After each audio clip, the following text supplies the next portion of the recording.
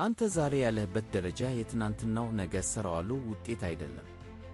እውነት እንነጋገር፣ በየቀኑ የምትሰጣቸው ትናንሽ ስምምነቶች፣ በየሰዓቱ የምትዘላቸው የራሳችሁ ሕጎች ዛሬ ማን እንደሆንክ ቅርጽ ሰጥተውታል። ይህ የድሮ አንተ የሚባለው ማንነት ለምቾት የሚገዛ፣ ለቅጽበታዊ ደስታ የሚዘንበል፣ ለትልቅ ሕልሞች መሰናክል ሆኖ ቆሟል።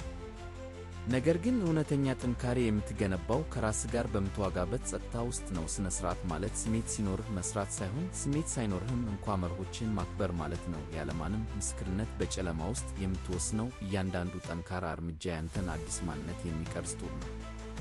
ራስህን አሁን ካለህበት ማንነት ነጥለህ ተመልከት። ያለፉት ልምዶችህ፣ ሰበቦችህ፣ ፍርሃቶች እነዚህ አንተ አይደሉም። እነሱን ከራስህ አርቀህ በቁርጠኝነትና በትዕግሥት ስትሠራ አንድ ቀን ያ የድሮ አንተ አዲሱን ማንነትህን አይቶ አያውቀውም። ይህ ለውጥ ድንገተኛ አይደለም፣ ቀስ በቀስ በዝምታ የምትገነባው የማይናወጥ ግንብ ነው።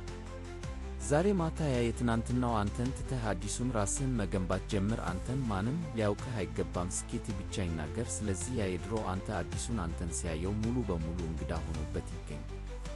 ተጨማሪ ጥንካሬ ለማግኘት ቻናሉን ሰብስክራይብ አድርግ።